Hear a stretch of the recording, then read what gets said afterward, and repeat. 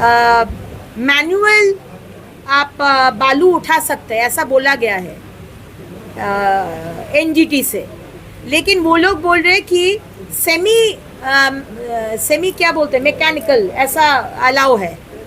तो ये पॉपुलम और ये सेमी मैकेनिकल में पड़ता है कि नहीं, ये माननीय मंत्री को हम बोले हैं, वो मुझे बताएंगे, उसके बाद हम चालू करने देंगे। लीगल बालू घाटों से नियमों के तहत होगा बालू का उठाव। बालू कारोबारियों को मिली बड़ी राहत। दामोदर नदी से बालू उठाने और ट्रैक्टर संचालन को लेकर प्रशासन ने अहम निर्णय लिया है। स्थानीय विधायक अग्निमित्रा पाल ने बताया कि मेरे विधानसभा क्षेत्र में केवल 2 बालू घाटों को ही वैध मंजूरी मिली है। इन घाटों से पुलिस और प्रशासन की निगरानी में सभी सरकारी नियमों का पालन करते हुए बालू उठाया जाएगा। बैठक में तय किया गया कि लीगल घाटों से बालू ले जाने वाले प्रत्येक वाहन के लिए चालान और सरकारी टैक्स अनिवार्य होगा। ट्रैक्टर मालिकों को भी राहत देते हुए कहा गया कि पोर्टल पर लाइसेंस का नवीनीकरण कराने के बाद वैध चालान के साथ ट्रैक्टरों का संचालन किया जा सकेगा। इससे स्थानीय स्तर पर बालू की उपलब्धता आसान होगी।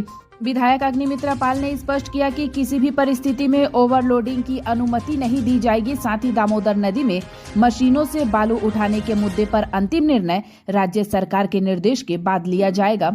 उन्होंने यह भी बताया कि बालू की बढ़ती कीमतों का मुद्दा उद्योग मंत्री के समक्ष उठाया गया है, जिस पर जल्द समाधान का आश्वासन मिला है। प्रशासन ने साफ किया कि नियमों का पालन करने वाले वैध बालू घाट व्यवसायियों को किसी प्रकार की परेशानी नहीं होगी, जबकि अवैध बालू उठाने और नियमों का उल्लंघन करने वालों के खिलाफ सख्त कानूनी कार्रवाई की जाएगी। 2 घाट है हमारे विधानसभा में, वो 2 घाट लीगल घाट है और वो पुलिस और प्रशासन को परमिशन लेकर लीगल घाट है तो उसको चालू करने का हम परमिशन दिए हैं।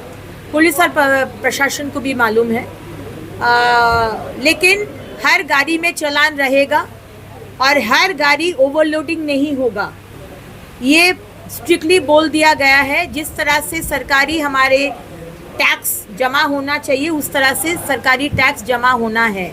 ये सिर्फ 2 घाट, बाकी घाट का मालूम मुझे नहीं है। और दामोदर का बीच से जो पॉपुलम और क्या क्या मशीन बोलता है वो उससे उठा रहे हैं, उसको मना किए हैं हम डीएम बांकुड़ा, क्योंकि ये सारे घाट डीएम बांकुड़ा के तरफ है परमिशन, तो डीएम बांकुड़ा को भी बोले हैं। ये है बेसिकली जो इंडस्ट्री मिनिस्ट्री है, दफ्तर है, उनका अंडर में है। तो माननीय मंत्री तापस रॉय बाबू को हम बोले हैं मैनुअल आप बालू उठा सकते हैं, ऐसा बोला गया है एनजीटी से। लेकिन वो लोग बोल रहे हैं कि सेमी क्या बोलते हैं, मैकेनिकल, ऐसा अलाउ है। तो ये पॉपुलम और ये सेमी मैकेनिकल में पड़ता है कि नहीं, ये माननीय मंत्री को हम बोले हैं, वो मुझे बताएंगे, उसके बाद हम चालू करने देंगे। तकलीफ हो रही है, ये भी हम माननीय मंत्री जी को बोले हैं, बालू के लिए समस्या हो रहे और हमारे डीएम साहब को भी बोले हैं, डीएम साहब इस विषय को देख रहे हैं। लेकिन ट्रैक्टर चालू होगा, ट्रैक्टर तो चालू है, मीटिंग भी हुआ है।